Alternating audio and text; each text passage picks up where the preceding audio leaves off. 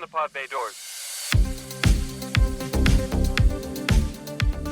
Greetings and welcome to another exciting episode of the Cinematic Traveler Podcast. I am your intrepid movie exploring host, Chris, and on this episode, we are going to be diving back into the superhero comic book genre of films, this one being the Sony-produced Kraven the Hunter, directed by J.C. Candor and starring Aaron Taylor Johnson. Since I have seen that this movie is tearing up the box office this week, and I know you're excited to hear about it. I'm excited to talk about it. But before we do, let me bring you a word from this episode's sponsor. That would be yours truly. Let me ask you, what are you willing to do for all of this amazing free entertainment that you are receiving? All I'm asking on this side is for you to click that follow button on whatever podcast service you're listening to this show on. Also, if you could leave me a rating and a review, that would be wonderful. It does help me get the show out there, obviously, but also helps me make a better show for you. And you can always follow me on my Instagram at Cinematic Traveler Pod. You can keep up with the show and see when the releases are coming out and play the fan contests. Also, I do have a Twitter account at CMT Pod, but you can go on there if you want to. Instagram's easier for me to get back in touch with you, but yeah, Twitter, it's there. I just have not realized what a cesspool Twitter has really become. So please, if you could help the show out, hey, spread the word. It's the holiday season. Spread the joy of the Cinematic Traveler Podcast. Tell your friends, your family. Tell people you don't like. I don't care. Just tell them to come listen and follow the show. But I would appreciate if you do that. I hope that you're doing well out there, my beloved listener. Again, like I said, we are rushing headlong into the holiday season. Hopefully you don't lose sight of what all of this time means while you're out there trying to chase the perfect present. And also check in on those people that maybe don't have anybody or have had a rough year or going through a rough stretch right now. The holidays are usually pretty tough on them. So give them a call, send them a gift, send them a card. Just let them know that you're thinking about them. There, isn't that nice? I'm such a kind person. I have to get all of this kindness out before we get to Kraven. You know what? Let's just go ahead and get to Kraven, shall we? I don't have anything else to talk about. So let me go ahead and over-explain things as usual. I am going to be giving you my spoiler-free review and a plot review, or plot synopsis. Now, in that plot synopsis, I have hidden two movie quotes from films that are either parallel to this movie or remind me of something in this movie. So if you can figure out where these quotes come from, let me know. Like I said, Instagram's the easiest way to do it. But let me know what movies they're from. You get a point for each one you get right. At the end of the month, I add up all the points, and whoever wins gets to pick a movie for me to review next month. So having gotten that out of the way, let's go ahead and do my little plot review here. Like I said, it's going to be spoiler-free because I don't want to ruin, as much as I want to ruin this movie, I'm not going to in case for some god-awful reason you decide to go watch it. But Kraven the Hunter, again, directed by J.C. Candor. Well, we start the movie with Kraven, who is played by, again, Aaron Taylor Johnson. And he has infiltrated this Russian prison to assassinate a Russian mob boss who has been locked away in there. And he's responsible for a multitude of crimes and murders throughout the world. Well, then we get a flashback to when Kraven, and he does have a real name, but I'm just going to call him Kraven because that's what the movie calls him. Anyway, it flashes back to where he's a teen. He's at school with his brother Dmitri, and their dad pulls up one day. His dad is Nikolai, played by the great Russell Crowe, and he tells him, hey, your mom is dead. And he does really what any good parent would do in this moment of family tragedy. He takes them big game hunting in Africa. So on this trip, Kraven is attacked by a lion and killed. But fortunately, a young lady named Calypso finds him and gives him this special potion that her grandmother made. And it mixes with this lion's blood and it heals him and it gives him superpowers. Yes, that is as ridiculous as it sounds. That's where we are in the world of cinema nowadays. God help us all.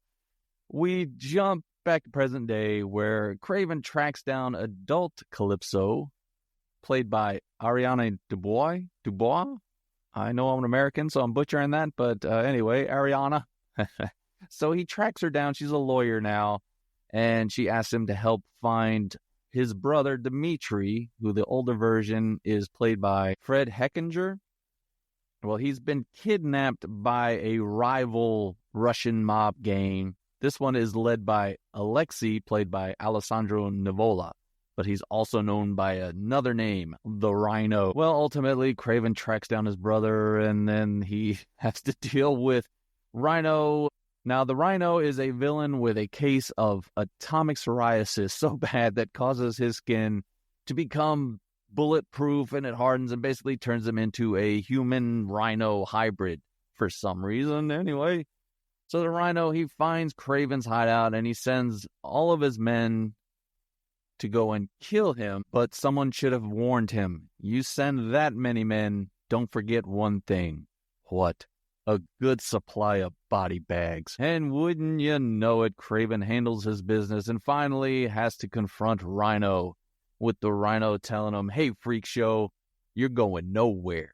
I got you for 3 minutes. 3 minutes of playtime. Oh, that was a good one. I just amused myself with that. Sorry, folks. But anyway, they have a big confrontation. And will Kraven defeat Rhino and save his brother? Or will the Rhino do whatever rhinos do to their enemies? I don't know. I'm not really a good nature person, so I don't know what rhinos do. But I couldn't come up with anything funny to say about it. Well, anyway, I will not spoil any of that stuff, but I will give you the best review for Kraven the Hunter anywhere in the podcast universe. Now, if you are a new listener, I will let you know I do break my reviews down into 3 segments: the good, the bad, and the nitpicky. The good is the stuff I like about the movie. The bad, obviously stuff I don't. And the nitpicky, these are things that are neither good nor bad, just little Hollywoodisms or whatnot they put in these movies that always seem to make me laugh. And I would like to make you laugh with this podcast, because if there's one thing I love to do, and that is to make people laugh. So let's go ahead and start with the good of this movie. And this, I know I say it a lot lately, but this literally will not take long. I will say there are some good action moments in this film. And again, this is something I probably shouldn't have to remind you of every time, but I don't watch reviews or listen to reviews before I do them. However, if you go on social media or YouTube or anything like that, you can see some headlines and you can figure out that this movie is not getting a lot of praise. It's getting compared to Madam Web as one of the worst movies of the year. So I went into this thing with very, very low expectations. And the beginning action scene where Kraven has to break into this Russian prison, to be honest with you, that first, I don't know how long it is, 6, 7, 8 minutes, I was enjoying the movie. I was like, okay, well, maybe these people are all wrong, and this is actually a surprisingly sneaky good movie, and that just people are tired of superhero movies. So that scene was pretty fun. There's another one where he has to track down some villains in this, like, castle or something like that.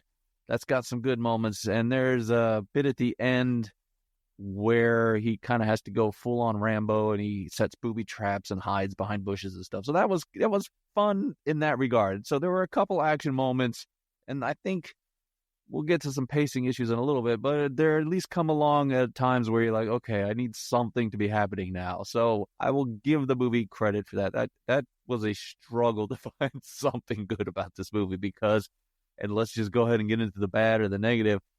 Oh my God, this is a bad movie, ladies and gentlemen. I am sad to say, I really, like I said, I had low expectations going in, but I was hoping, I mean, it's had a good cast in it. You got Russell Crowe, who's usually pretty good, and you got Aaron Taylor Johnson, and you got Ariana Dubois, however you say that. Both her and Russell Crowe, they have Oscars, so there was a little hope in there. And the director, I've seen a couple of his movies. I think The Most Violent Year and Triple Frontier, something like that. Those were pretty decent movies. So I thought, all right, maybe we'll get lucky. But no, this is really bad. The script, oh my God, it's laughably bad. And it starts very early on in the movie. Like I said, you get this flashback to when they were young and how Kraven gets his powers, which, yes, is just the stupidest thing you'll ever see. Oh my God, who thought of putting that on a screen? Thank you, Marvel fans. Thank you for that. I really do appreciate you making me sit there and watch that shit, because you want these characters on the screen. But they have that scene, and then immediately after that, Kraven tracks down Calypso, and they sit down and they have a talk. Well, what did they talk about? Exactly everything you just saw in the flashback scene about how when they were kids and what happened. And it's like, I just saw this. Please don't do this to me. You don't have to over-explain things. And then they have other parts where it's not explained at all. Like Calypso, she has powers and can do things, but they really don't get into her backstory.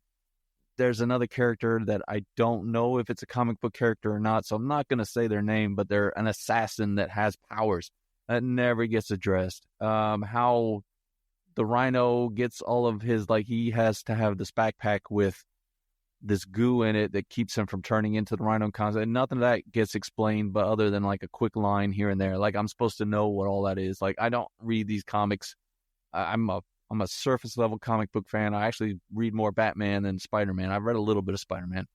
As far as Kraven, I think the only reason I know who he was probably from one of the video games. But yeah, I don't know enough about this. So you can't just go, oh, by the way, there's a doctor that told me, and I'm supposed to know who that is.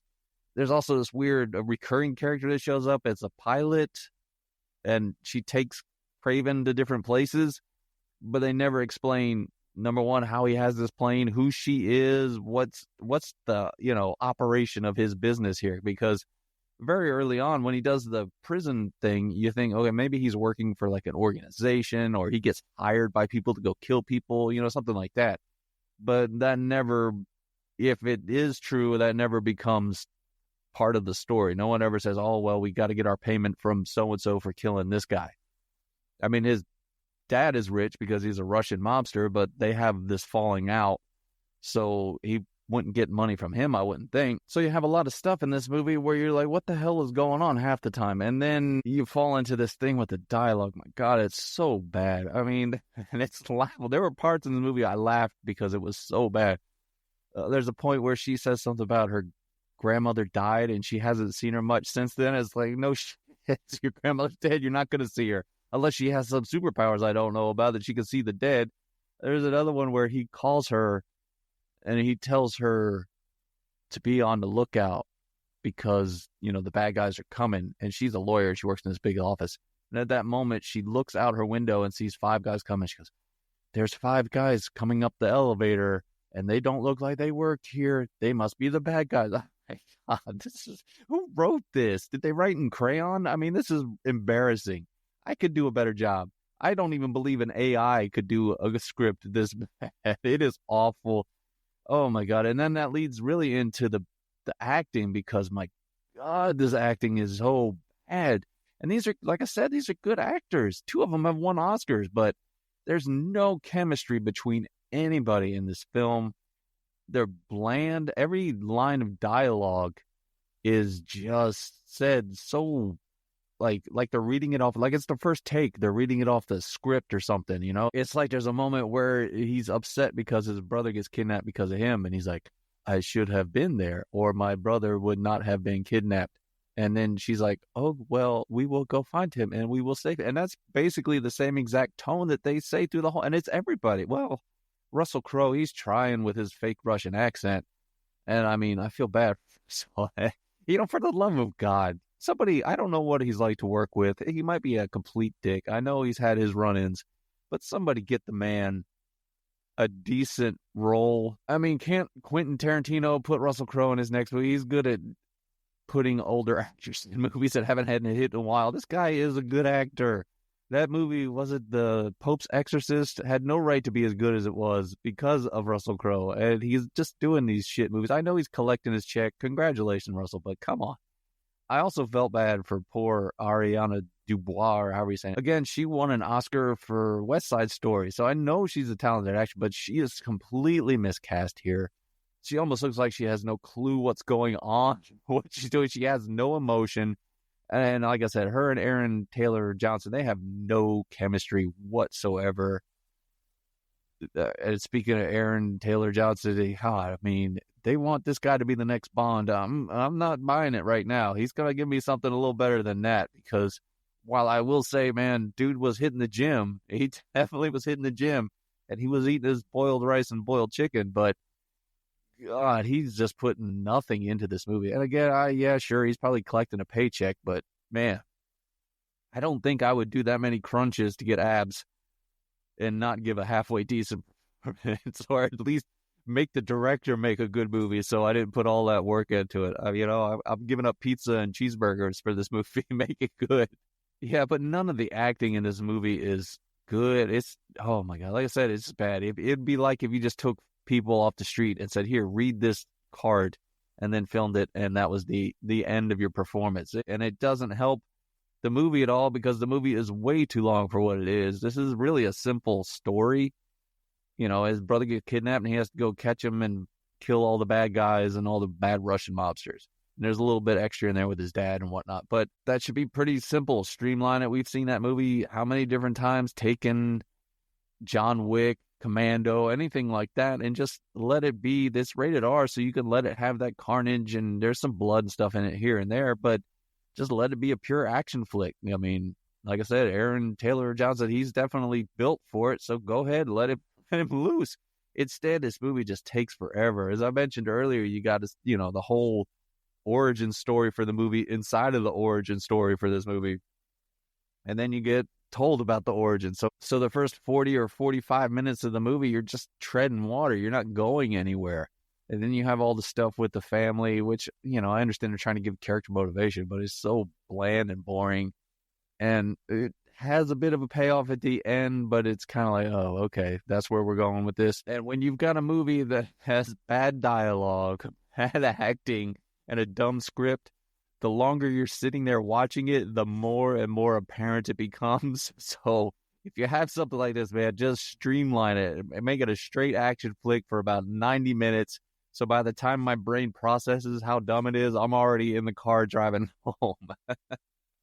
It's not that hard, Sony. It's really not. But I could go on and on and on about all the terribleness in this movie. But like I said, I don't want to spoil anything, because if some reason you just want to torture yourself and watch it, I don't want to ruin it. I want you to get all of the stupidity that I got, that I took for you. I'm really the hero of this story. Well, we'll move into the nitpicky of this film. And again, these are things that are neither good nor bad, just little things I pick up on in movies that make me laugh. I will say the first one was, I don't know how this is going to sound, but the bad guy that's Rhino, he has this backpack. I think I mentioned it. He wears this little backpack, and that's where his little medicine is that keeps him from turning into the Rhino. And as I'm watching the movie, it just felt really ridiculous to watch this mob boss threatening people and being over the top, and he's got this little backpack on, his little Dora the Explorer backpack. Like, you could have made a better choice than that. Something made it at least maybe look like some kind of futuristic sci-fi backpack, not just a little bag, a little carry. This is my day bag. I got my medicine, I got my wet wipes, and I got some hand sanitizer. Let's see, my next nitpick. There's a moment where some characters are delivered some information by an anonymous source. They just leave this memory stick or flash drive, whatever you want to call it, at the door. And the guy comes up and says, here, we've got this, and it says it's got some information we need to see. And the guy instantly plugs it into his laptop. And I just have to say, Hollywood, do not promote this kind of reckless behavior. And all of you out there, if somebody just leaves a memory stick, flash drive, whatever you call it, sitting at your front door, do not plug it into your laptop. Something bad is going to be on that. You are going to be deleting a lot of images and videos that you do not want on your laptop. So, Hollywood, I need you to really either add in some dialogue that says we've already checked it to make sure it's safe, or something, because you're telling all of these people, these young, impressionable people out there watching your superhero movies, that it's okay to just stick these memory sticks in your hard drive. Ooh, that sounded kinky. My last nitpick. This isn't even a nitpick. This is something that I have to say. This is something that needs to be said by everyone who is a fan of movies, real cinema, real directors and studios and writers who try to challenge the craft and the art, try to put something up there on the screen that takes us to another world or another time, another story, and invest us in these characters and what's going on in the plot and all the dialogue, and it keeps you on the edge of your seat, and it brings you something new and fun into your life.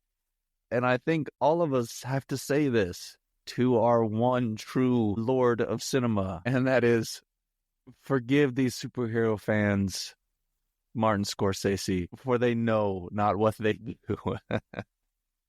And I blame all of you Marvel fans and you superhero fans who want this shit. Look, I like a good superhero movie. There hasn't been one in a very long time.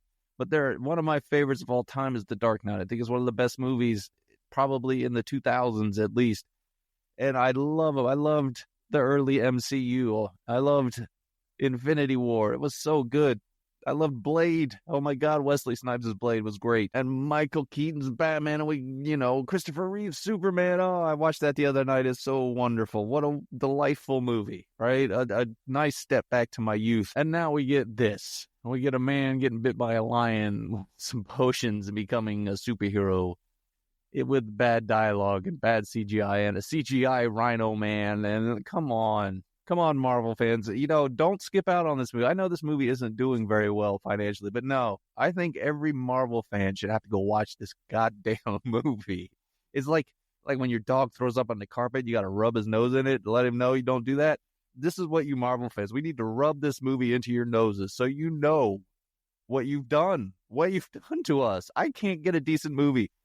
Whatever the budget in this film was, could have been given to a director and a writer who had a great idea that could have brought something new onto the screen. Instead, I get this yet.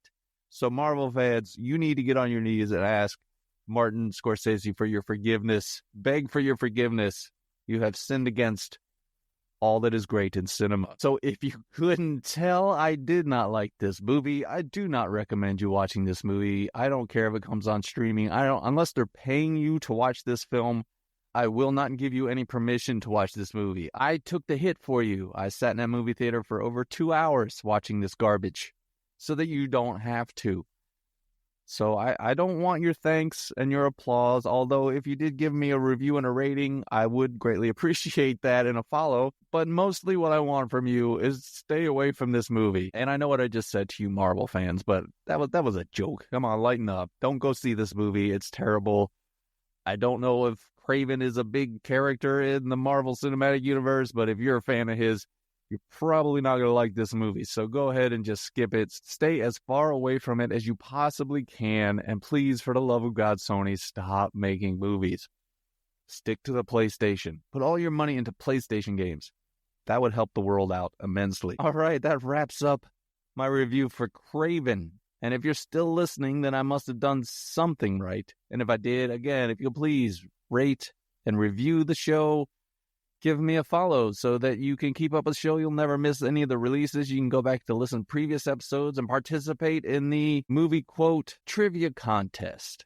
You can go back to the first episode of this month. I do it by months, so go back to the first episode and you can listen to those and get some points. I mean, you could do that. You could be the last day of the month. You could listen to all the episodes, get all the points, and you could come out of nowhere and win the whole thing and then pick a movie for me to review. Please, God, don't let it be another Sony superhero movie. Also, I keep forgetting to say this, and I don't know why, but if you want to hear some spoiler-filled thoughts on this movie, I do participate in another podcast entitled Just Go Watch, and there are 3 of us, and we go full-on spoilers, and we are actually doing a review for Kraven this week. Kind of fell that way. We'll probably have a lot of movies that do that, but anyway, if you want some spoiler-filled and adult language-filled episodes, then you can go check that out if you're not afraid of spoilers. So at any rate, before I leave, I just want to thank you again for taking the time out of your day to listen to my podcast. I tell everyone I know I've got the smartest and sexiest audience in all the podcast universe, and you never fail to live up to those high standards. Now, as you are traveling around on this blue and green ball bouncing through the cosmos, I need you to do 2 things for me. Stay as far away from freaking Kraven the Hunter as you possibly can, and then go out and do that voodoo that you do so well.